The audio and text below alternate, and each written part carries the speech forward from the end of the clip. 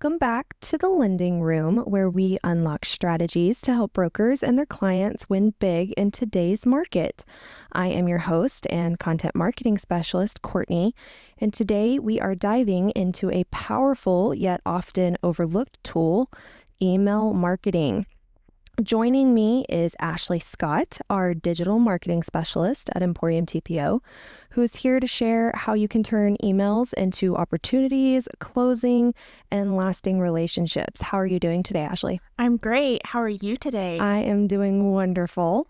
So those of you who do not know, I have known Ashley for over 20 years, going back to grade school. And one of the things that she excels at is understanding her audience. And we are going to kick this off strong by bringing up the obvious. Emails have been around forever, right? But a lot of brokers, account executives, loan officers, they don't really utilize it to their full potential.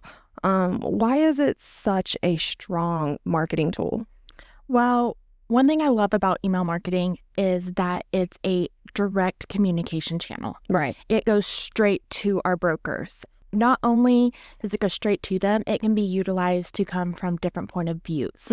So where I can come in is either I can create a marketing email that's coming from Emporium TPO, or I can create a marketing email that's coming from our point of view of our AE, Right. which is what our brokers are mostly looking for.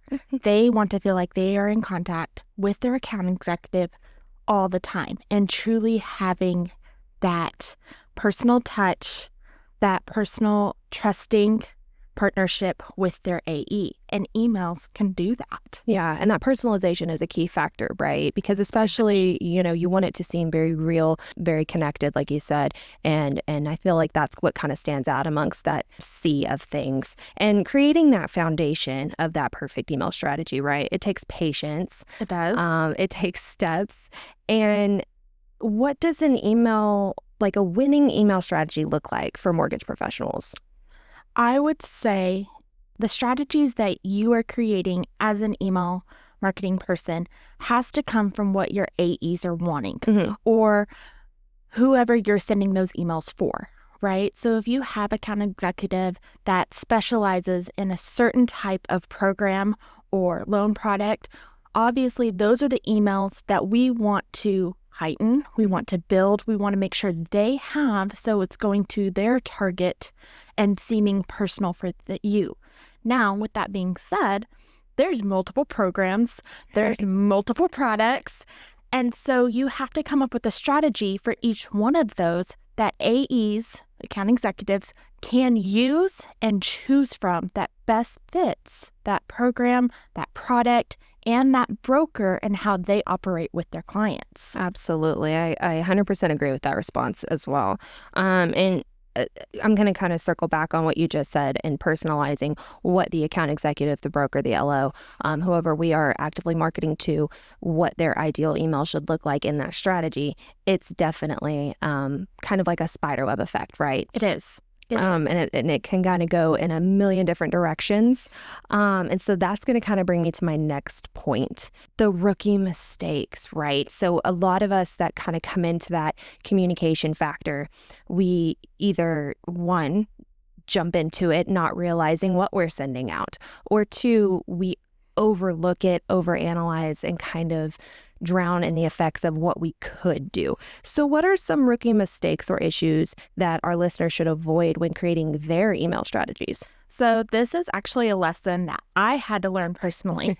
When I came in, I was like, we need to get emails out. We need to be in constant contact with them, like email. No, right. I found that actually sending one email a week, pretty average, just sending one good email that's different. It's not the same style of email weekly, helps. Don't bombard your contacts with 1,000 emails, because at that point they're just like, oh, it's another email from whoever you're sending it to and whoever it's from. They don't want that. They want the quick, easy information, super easy to read. Throw those bullet points in there. Keep it short and sweet. You don't have to send your entire guideline program in an email. Keep it short and sweet. Get to the highlight points. Get to those points that your AEs are trying to get them to see and see how it will work for their clients. Don't just bombard them with a ton of information that they're not going to read. Let that information be highlighted and let them contact their account executive to build the relationship, that partnership, and get the information from them. Kind of setting that, the little yellow brick road that they're going to follow. Right. You don't want to just throw it all out there at the beginning. Right. And I like that strategy as well, because I tend to do that in my social media content, not throwing everything out there, really putting them. You want them to have breadcrumbs. Yes, you want to draw them in with breadcrumbs and Hansel and Gretel it, lead them to the sweet treat, and let them learn and have those conversations to build the trust with your company and with their contact. I completely agree with you on that. And this is going to lead into the next one. So I'm really glad that you actually said this. You had mentioned previously that you don't want to flood their inboxes, right? You don't want to drown them they already are receiving hundreds of emails, a week. And we don't want to be the people that are, hey, here's another 30. Right. So understanding your audience is a massive factor. And regarding their timing is essential. What are your opinions on the best way to identify, one, the specific audience type, and what's acceptable to send to them? That's a great question. So for me, and what we call in our department is creepy people data. We want all the data that we can get, all the reports that you can use, see what is being opened, what is being clicked on. You want that information. You want to see which loans that they are truly submitting for. Keep up with that information. Your reporting, your data is going to be your key for targeting them and letting your account executives know, hey, this is truly what they are interested in. Let's keep it. Yes, we want them to do more. We want them to send a little bit here and there when it comes to different products and programs. But this is truly what they are interested in and what their clients are interested in. Let's target this. Let's go for this. But your data and your reporting is going to be a key part of the emails and campaigns you are creating. Absolutely. And I feel like that's a huge thing, kind of broadens into mine as well. We definitely look at that reporting, like you said, the creepy people data. And I notice personally on my end, it's a lot of that authentic content of getting that out. People respond better to it. So that really does kind of go with what you're explaining in the fact that we definitely want to look at, for example, this broker and their clients is primarily a DSCR, or that they are primarily a bank statement. Prominent client. Let's promote that. Let's push that out. Let's highlight maybe some loans that we funded that encompass a similar scenario. And I feel like that's a great way to kind of structure that campaign. So I agree with you. And kind of going into campaigns, right? So what goes into it? Because we've got, listeners that integrate into certain programs, products, brands, and we want to kind of let our listeners know, how do you integrate that kind of stuff? All of the finite materialistic information that you are putting in. And I know you had previously mentioned, don't flood it with all of the information. But when you're creating that campaign and the strategy that goes behind each individual email, what are some key factors to include that are always there? Well, I think when you are starting a campaign, you need to sit down. And you need to sit down and get your goal. What is your goal for your campaigns? What is this campaign trying to trigger within your broker or your LO who you are trying to contact? What are you trying to get from them from this campaign? Your audience, of course, if we're a broker, if we're an LO, where do they fall within you trying to get them to use our products, use our programs, and use you as an account executive or even a company, right? What kind of content you're going to want to put in there. Again, goes back to that target your audience. What are they interested in? What are they showing interest in? Make sure that those campaigns are truly triggering what they are wanting and wanting them to get more information on. timing. You want to know your timing of when your emails are going out. Look into the best times that emails are opened when people don't look at their emails. You want to go back, that goes back to your reporting. You want to make sure that if you send an email at 9 o'clock, see what its reports were pulling. Were they good? Were they great? Were they not so great? Send an email at noon. Did that one really trigger? Did that one really get opened? Did that one really get clicked? Yes. So tracking your success, seeing your submissions, seeing what's being hit. I will say a lot of campaigns that you are looking into or you're wanting to do, make sure they always represent the company, what their values are, what their goals as a company are trying to create for their partnerships that they are building. Mm-hmm. I agree too. And I want to kind of touch on what you said when it comes to the timing and the brand and the values, right? Mm-hmm. There's always that sweet spot. There is. We love the sweet spot, the hot spot. And, everything is different. I think for you, we've kind of realized via reporting that your email sends at a certain time has stuck really well. Mm-hmm. Mine specifically have been, we started at 11. It wasn't really doing very much, pushed it to 10, and mm-hmm. it skyrocketed. Right. So I found that sweet spot, and I know you found yours as well. And I want to connect with you on kind of what's needed to time the plan. And that's why I wanted to bring up that time. Could you elaborate a little bit on the process in determining that specific time? And what I mean by that is not necessarily the time of the day, right? We're talking about time of a launch, time of an update, time of an announcement. When those things happen, those sporadic moments, or even the planned ones, what is kind of your process in making sure that not only are your regular things that you are pushing out going out, but also the things that are added to it, as well as things that are sporadic? So for me, I think it comes down to, is our team ready mm-hmm. within the company, right? Company as a whole. If we are ready and we feel like we launched something new, program, product, anything like that, we need to be ready to tackle it together. Any questions, make sure everybody has all the information that is needed to do so. Mm-hmm.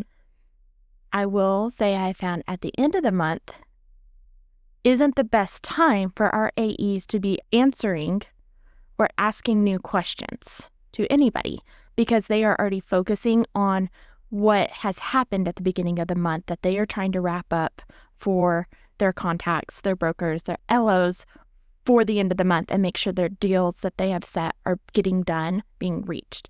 So the beginning of the month is actually the best time to launch something new. Make the announcement that something new is happening. Give most of your information at the beginning of the month, mm-hmm. because people have the mindset of fresh start, fresh month, new beginning, let's go. Give them the information and let them ask throughout the month those questions that they're needing, and give little breadcrumbs, different emails with different programs and products on it that might fall into one category, but space it out. Don't throw it all at them at once. You want the breadcrumbs coming through so they will ask those questions throughout the month. It's in the front of their brain, something new. Let's try it. Let's see what it gets accomplished for us and our clients, and run with it. Okay, so here's a tricky question then. Okay. All right, so let's say I'm going to give you kind of an example so our listeners can kind of, because I know a lot of people run into this. Right. I know I've personally run into it with, graphic complications and putting stuff out on social media. Let's say we've got your normal emails running through mm-hmm. once a week, mm-hmm. okay? And then we have something that has to go out the next day. You've just sent an email. Right. Now you immediately need to send an update or a company update or a rate update, something just out of the box that needs to go out. How do you compensate for the immediate turnaround? You make it a fun, catchy subject line. There it is. Exciting. Ooh, what's going on? Make it big. I know I just sent you an email, but check this out. So that way they know something big is happening for the company and they want to know what it is. So it doesn't get buried. Your subject line, a catchy, fun, short, sweet subject line will get an email open pretty much all the time. I'm about to bring up the funnest thing that you love because you brought up the fun thing. CTAs. Oh, CTAs. We love them. Sometimes they can get a little tricky and a little overwhelming. CTAs are great, right? Especially because they pull in extra data that you are not getting from just seeing an open and click rate. Mm-hmm. You are truly seeing if you set up a CTA with a certain subject or to a certain thing. It could be to a webinar. It can be to your website. It could be to any of your access portals, anything on your website that your company might have. You can pull that data and then you can turn around and target that person in an email like it's coming from their AE and give them the information they want because they are looking for the breadcrumbs, but they have given you a breadcrumb into what they are looking for. And this is why CTAs are so important. And I'm hoping that our listeners today can really grasp that. And if I think, and this is just my opinion, you can agree or disagree with me on this, I feel like CTAs are probably the most, if not the number one important thing in any email. Yes. Or in any social media graphic or in pretty much any marketing material, right? That is your circle back. That's that creepy people data that we love. Right. And the reason why I feel like it's so necessary is because, like you said, it's going to direct you to a designated point of our choosing. Therefore, you're then in turn providing us something that we need to then again come back to you. It is a constant revolving circle. Right. But it is something that's giving progression. Mm-hmm. To let us know, like you said, what they're looking for, mm-hmm. as well as what we can provide for you. Right. And it also gives how do I put this? It gives an open door for us to tell our AEs of, hey, your contact is looking at this. Reach out, make it a task. See wink, where it goes. Wink, wink, nudge, wink. Nudge. Like, hey, here's your open door. Here's your data. Run with it. See what you can make of it. And I love that you kind of said that, to run with it, right? Because a lot of our account executives here, and while they do use their emails frequently, I think that what most of the brokers and loan officers don't necessarily see on the back end is we can kind of clue in, right? Mm-hmm. That open door you're talking about, we can clue in even without you saying what you're interested in. We can see. And that's what we're here to do, is we're here to help you. We're here to make the process a lot more simple, mm-hmm. make it to where it's not as stressful for you. And your job specifically is to hone in on that, right? To see that through quote unquote creepy people data. Right.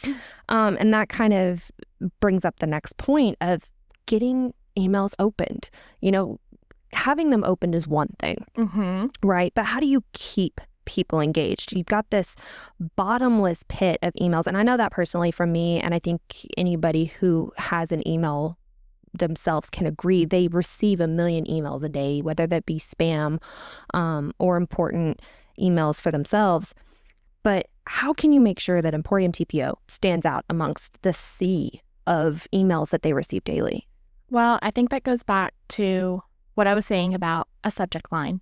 Like, that's always going to be your key starter. Make sure it's strong, make sure it's easy, because that is what they are going to see first for the email, right? Mm-hmm. They are going to see your company name and what the email is about. Make it interesting. Another thing is making it feel like it's personalized to them. Yeah. This could be a mass email. It could be going to every single one of our contacts, but it needs to feel like it is truly just for them. So when you're creating it, reread it to yourself. Have others look at it and see if it's truly something that's too broad, or if it's something that is giving the feeling of this is for you. Right. This is what I am sending is for my broker. It's for my LO, even though it's gone to, I don't know, 10,000 contacts, right? Like, You want it to feel personalized. You want it to feel like it's for them and their clients. Make sure it's clear. Make sure it's those short paragraphs, those bullet points, highlighted, super easy, just a breadcrumb for them to want to reach out to their account executive to get more information and feel like they're truly building that partnership with their contact within the company. Like we just talked about, strong CTAs. We want them to be able to feel like they can click through the email. They have all the options to go in different directions. It's going to take them different places so they can explore what you have and what we have as Emporium TPO to offer them. They want to feel like they're getting the information, but not getting all of the information. Exactly. You want to just kind of pull them in, bring them over here. And sending it at the right time is always important. And that's just the learning curve of seeing where you want it, what time works best for you. You're always going to have tweaks. You're always going to have things that you're learning and growing. A/B testing subject lines, different types and styles of emails to different groups is always a great way to do that if the system you're using will let you, because you can truly see which email got the most draw, right? So whether that be changing the graphic within it and the subject line that goes with the email and sending it to 2 different parties, see which one opens, see which one got the attention. That's the best way you're going to learn how to target your audience. And I've learned that personally too, as well as like the smallest little change can make a world of difference. And I know that has really not a lot to do with the email side of it, but I also know that it kind of does. There's been a couple of times that you're like, hey, this graphic is great, but I need something more simple because my email's a little bit more detailed. Or, hey, I need something a little more busy because my email's not as detailed. And I also want to add on to something you said at the beginning that I really loved, and that's getting a second set of eyes. I am probably, if not, and you can agree on this, one of the most independent people. But when it comes to my graphics, I love having 2 or 3 people looking at them. Having someone constantly getting that second, that third, even a 4th set to give me opinions, give me advice. What do you see in this that could make it better? Right. Because, and at Emporium TPO, we are a team. This is not a one-person thing. Right. We are we're making each other grow. And there's been a couple of times you're like, hey, do you like this wording? Like which question looks better? I think we just recently did this for a survey. Getting the opinion of your team members is huge because when you're looking at something for so long, eventually everything starts to melt together. And that's exactly what I was about to say was writing emails or creating a graphic. Like sometimes you've just created so many and you just truly feel that creative energy it's not there in that moment, right? Even though I've stepped away, even though I'm coming back to it, sometimes I'm just staring at it and like, I look at it and be like, I feel like I just wrote this. I feel like I am saying the same thing over and over again. So having that second pair of eyes or the third or fourth, they can look at it and be like, why don't we say this here or add this here? Because it adds something different. It's a little bit of a twist, or we take something out that was repeated and I'm just staring at it being like, okay, juices are gone. Let's get that second opinion. And I will say our team's been very good about that. Yes. Great constructive criticism on that. And I learn every time. And our compliance department's really great about, hey, let's say this instead of this. It's the same thing, but the wording makes it stick out better. And that's also another help. We have that set of eyes as well. So I'm really glad that you were able to say, hey, get some help.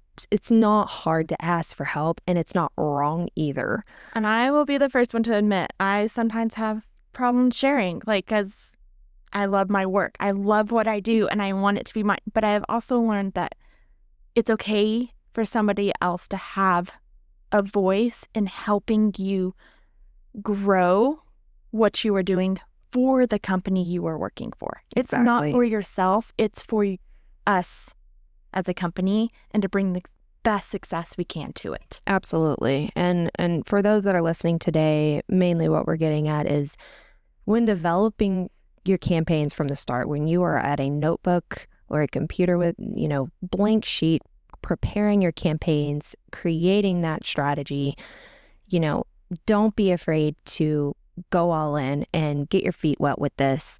Make sure that you're being creative with it, ask for help, look at different examples. And that's another thing that I've also done very frequently is looked at other people's graphics. And I'm sure you've probably also looked at other people's emails, kind of seeing the styles that they use. It's great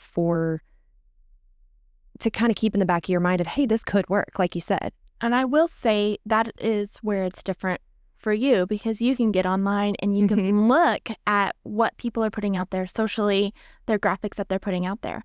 Where emails, it's a little harder to grab that data of what everybody else is doing unless you are already subscribed to their company. Right.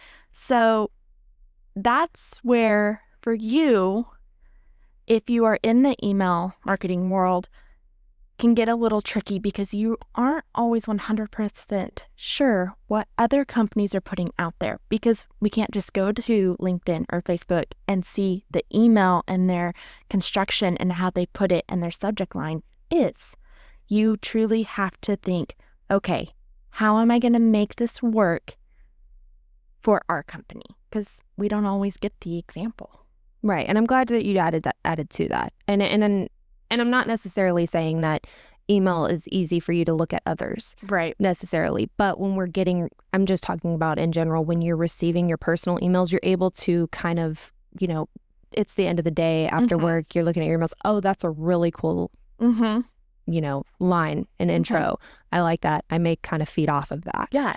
It doesn't necessarily have to come from the mortgage world, right? It could be just a email you got because you signed up for something at the shoe department. Yeah. And you see something, you're like, oh, that is catchy. How can I make that work for the mortgage industry in what I am doing? You are correct there. And that's a great point to make. And that's starting that creative process, right? Well, that kind of wraps up today's episode of Market Makers, and this is a segment of the Lending Room that we will continue to put out. We've learned that email marketing isn't just another task on your to-do list, obviously. It's one of the most powerful tools you have to stay connected with clients, build trust, and grow your business. I want to thank Ashley for sharing these valuable insights on crafting emails that get open and acted on. So thank you for joining us today. Of course. To all of our listeners, start small, stay consistent, and watch your email list turn into a pipeline of opportunities. And remember that when you're combining strong marketing with Emporium TPO's loan programs, there's no limit to the deals you can close. Be sure to subscribe, leave us a review, and share this episode with another broker who could use a boost in their marketing game. For more tips, resources, and information about our programs, visit emporiumtpo.com or follow us on social media. We are on all platforms, including LinkedIn, Facebook, Instagram, you name it, we're probably on there. Make sure to keep an eye out for our next episode as well, where we dive deep into DSCR with one of our account executives, Alex Fouth. Thank you for listening, and remember, you will always have a seat waiting for you in the lending room. Emporium TPO is a licensed mortgage lender, NMLS number 2278548. Equal housing lender for wholesale and loan broker use only, not intended for consumers.